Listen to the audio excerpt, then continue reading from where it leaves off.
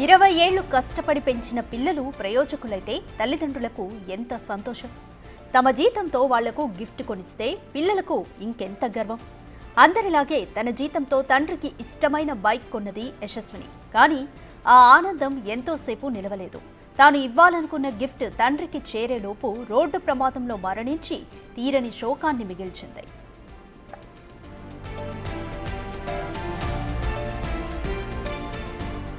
పశ్చిమ గోదావరి జిల్లా భీమవరంకు చెందిన యశస్విని హైదరాబాద్లో సాఫ్ట్వేర్ ఉద్యోగం చేస్తోంది. తన తండ్రి కోసం రాయల్ ఎన్ఫీల్డ్ బైక్ను కొని సర్ప్రైజ్ ఇచ్చేందుకు తోటి ఉద్యోగి అచ్యుత్తో కలిసి భీమవరంకు బయలుదేరింది. సూర్యాపేట రహదారిపై జరిగిన యాక్సిడెంట్లో ప్రాణాలు కోల్పోయింది. ఆగి ఉన్న గేదెకు బైక్ ఢీకొనడంతో యశస్విని ఎగిరి రోడ్డుపై పడింది. పక్క నుంచి వెళ్తున్న లారీ ఆమె తలపై నుంచి వెళ్ళింది. ఈ ప్రమాదంలో అచ్యుత్ గాయాలతో బయటపడ్డాడు. కూతురు మరణ వార్త విని తల్లిదండ్రులు కన్నీరు మున్నీరుగా విలపిస్తున్నారు.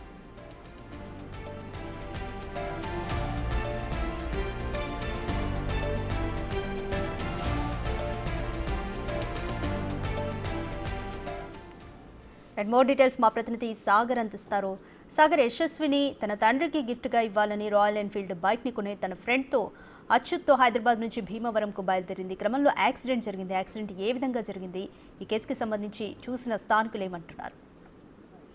రాధిక, పశ్చిమ గోదావరి జిల్లా భీమవరం నియోజకవర్గం తుందూరు గ్రామానికి చెందినటువంటి చీడే జనార్దన్ కుమార్తె యశస్విని హైదరాబాద్ లో సాఫ్ట్వేర్ ఎంప్లాయీగా పనిచేస్తుంది. ఓ సంవత్సరం నుండి కొంత దాచుకున్న డబ్బులతో తన తండ్రికి రాయల్ ఎన్ఫీల్డ్ బైక్ గిఫ్ట్ గా ఇద్దాం, సర్ప్రైజ్ చేద్దాం అనుకుంటూ కూడా ఇంట్లో కూడా అంటే వారికి కూడా తెలియకుండా తన ఫ్రెండ్ ని సహాయం అడిగింది. అతని సహాయంతో తూర్పుగోదావరి జిల్లా ఉండ్రాజవరం మండలం వేలువెనకి చెందిన అచ్యుత్ ని సహాయం అడిగి అచ్యుత్ బైక్ తోలుతున్నాడు.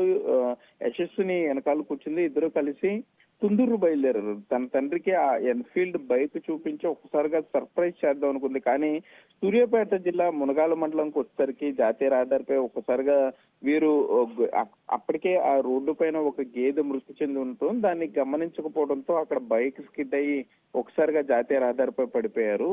అచ్యుత్ కొద్ది చిన్నపాటి గాయాలతోనే బయటపడితే యశస్విని మాత్రం జాతీయ రహదారి మీద పట్టడం వెనక నుండి వచ్చిన లారీ ఆమె తల మీదుగా వెళ్ళిపోవడంతో అక్కడికక్కడే మృతి చెందింది. వెంటనే సమాచారం తెలుసుకున్న పోలీసులు అక్కడ ప్రభుత్వ ఆసుపత్రికి తరలించారు. కానీ అప్పటికి యశస్విని చనిపోయిందని చెప్పారు. అచ్యుత్ కుమార్ కి చికిత్స ప్రస్తుతం అందిస్తున్నారని చెప్పుకోవచ్చు. అయితే కనీసం తన కూతురు వస్తుందని కూడా తనకు తెలియదు, గిఫ్ట్ తీసుకొస్తుందని కూడా తనకి తెలియదు. కానీ ఆమె ఈ విధంగా రోడ్డు ప్రమాదంలో చనిపోయింది అంటూ కూడా తుందూరులో ఉన్న చీడే జనార్దన్ కి పోలీసులు సమాచారం అందడంతో ఒక్కసారిగా తుందూరు గ్రామం అంతా కూడా విషాద ఛాయల్లో మునిగిపోయిందనే చెప్పుకోవచ్చు. ఎంతో కష్టపడి చదువుకుని ఈ విధంగా తండ్రికి బహుమతి తీసుకొస్తూ తను ప్రాణాలు వదలటంతో అటు బంధువుల్లో గానీ అటు తుందూరు గ్రామంలో గానీ పూర్తి స్థాయిలో విషాద ఛాయలు అయితే అలుముకున్నాయని చెప్పుకోవచ్చు. నిన్న రాత్రే యశస్వినికి సంబంధించిన దహన సంస్కారాలను కూడా తల్లిదండ్రులు పూర్తి చేశారు. వారు ఇంకా అదే షాక్ లో ఉన్నారు. కనీసం ఎవరితో మాట్లాడే పరిస్థితుల్లో లేరు. బంధువులు కూడా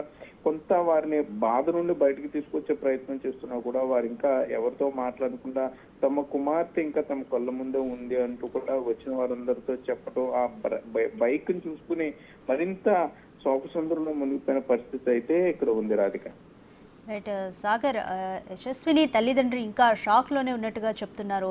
కనీసం వాళ్ళ యశస్విని బంధువులైనా కానీ లేకపోతే సిబ్లింగ్స్ ఉన్నారా, వాళ్ళు ఏమైనా మాట్లాడే ప్రయత్నం చేశారా?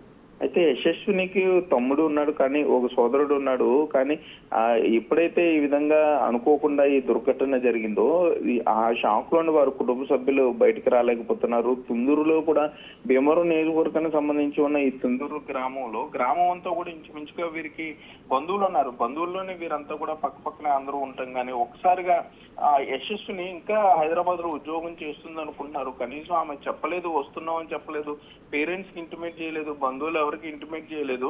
ఆ తండ్రి కోసం కొన్నటువంటి ఆ బైక్, ఆ బుల్లెట్ బైక్ ని తీసుకొచ్చి తండ్రికి చూపించి ఒకసారిగా వారు ఎర్లీ మార్నింగ్ తండ్రి నిద్రలేసిన టైంలో సర్ప్రైజ్ చేద్దాం అనుకున్నారు. కానీ ఈ విధంగా తను ప్రాణాలు వదలడంతో పూర్తి స్థాయిలో అటు బంధువులు కానీ ఇటు తల్లిదండ్రులు కూడా శోకసంద్రంలోకి వెళ్ళిపోయారనే చెప్పుకోవచ్చు. వారు అసలు కనీసం ఎవరితో కూడా మాట్లాడే పరిస్థితులు ఇక్కడ లేవు. మనం కొంత మాట్లాడించే ప్రయత్నం చేసినా కూడా వారు అసలు కనీసం మాట్లాడకుండా ఇంకా షాక్ లోనే అయితే ఉన్నారు. రాధిక, రైట్, ఈ ప్రమాదంలో గాయపడిన అచ్యుత్ పరిస్థితి ఏ విధంగా ఉంది Sagar?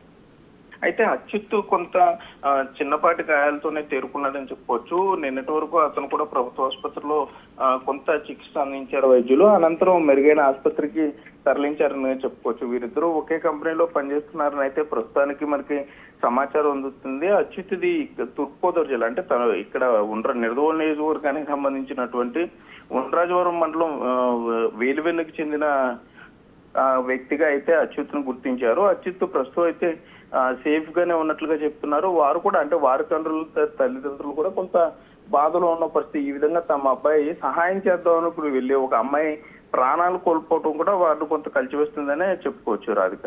Right, thank you Sagar.